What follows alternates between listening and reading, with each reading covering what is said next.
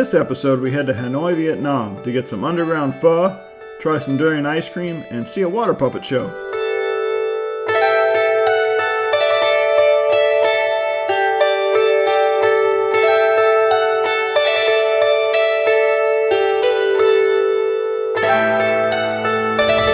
Vietnam is a combination of colonial architecture, modern puffy jackets, athleisure wear, and voluminous quantities of scooters. All this surrounded by touches of traditional, Vietnamness, such as the ever-present conical straw hat.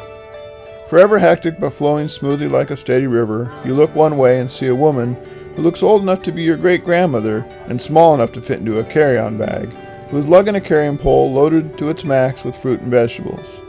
The other way you see an electronics store selling the latest knockoff smartphones and earbuds. In front of you is a restaurateur doing food prep in and on the street, with customers sitting on 1-foot-high stools, knees around their ears. All around is a constant posing of the ever-hopeful selfie taker, a forever mix of modern and ancient, with many scooters going right down the middle.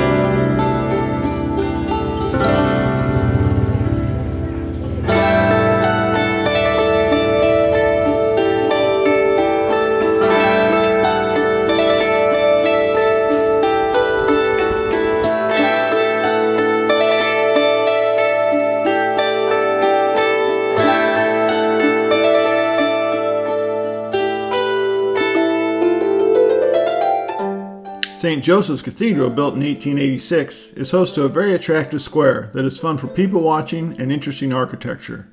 We found ourselves coming back to the square again and again. It's the oldest church in Hanoi, and I imagine one of the very few, as only 6% of the population is Catholic.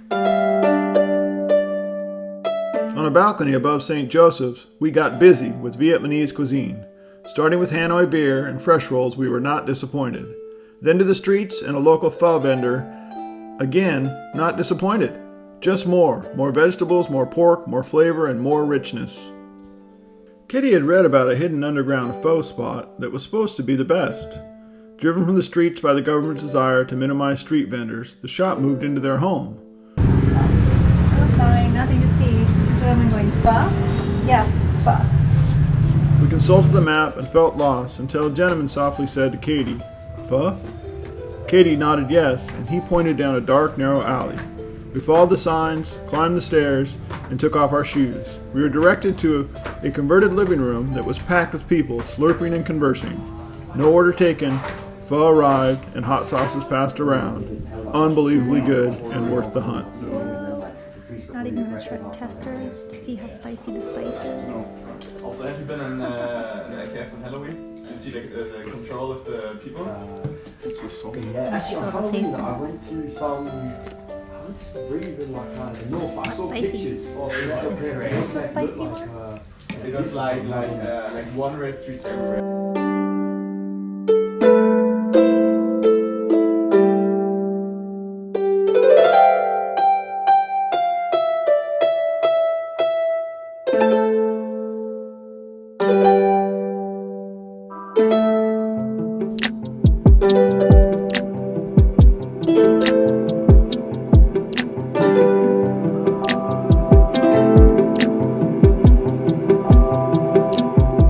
Drawn back to St. Joseph's Square, we find a hip little cocktail bar called Hanoi House Cafe.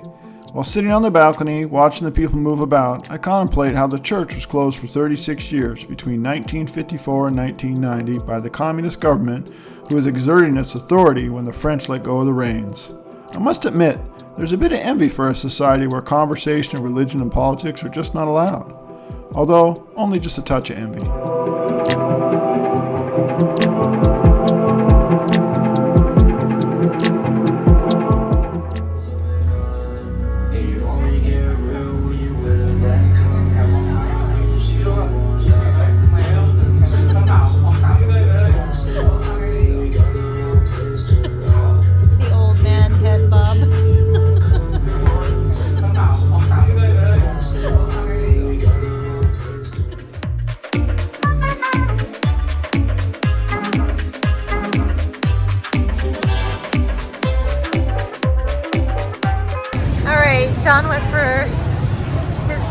to Durian was in the form of ice cream.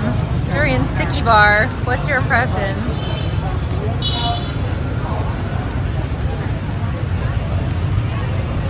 Don't even know what to say.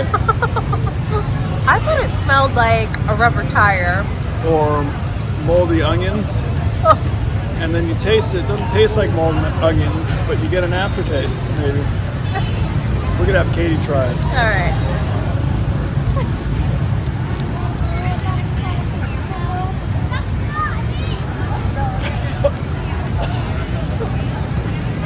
Whoa. Okay. I don't know if I can do any more of that either. We decided to try and reclaim my love for ice cream, but I'm not sure if this gimmicky waffle wrapped cone of color will do the trick.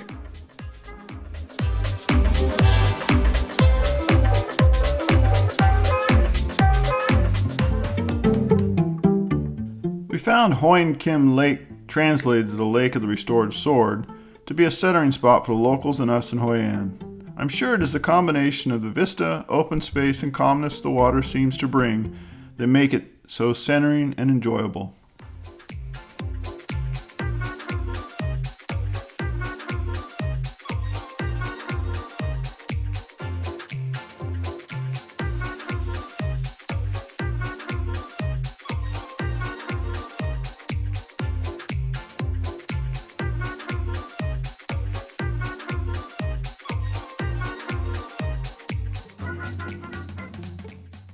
Although this feeling of contentment may be due to the belief that it is home to the elusive but legendary presence of the Golden Turtle God, who protects the magical sword that Emperor Li Louise used to defeat the Chinese in the 1400s.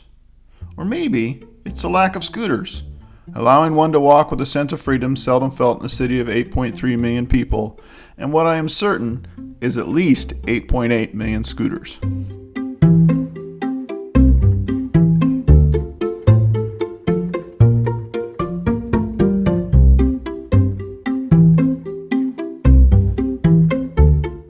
Originating in the villages of the Red River Delta in northern Vietnam in the 11th century. Think about that for a minute. The 11th century. This water puppet show was historically performed when the rice fields filled, celebrating the completion of the harvest. Performed now at the Thang Water Puppet Theater 365 days a year with brightly colored puppets and a wonderful traditional Vietnamese orchestra accompaniment. The play recreates the daily lives of villagers, intermingled with stories of harvest, fishing, and festivals.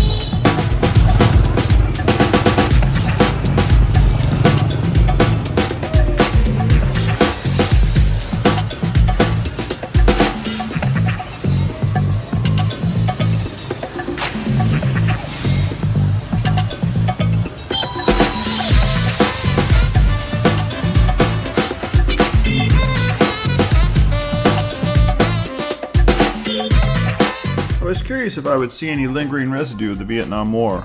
We only really saw this tour jeep driving around Hanoi. We also found the people kind and excited to share their culture with us.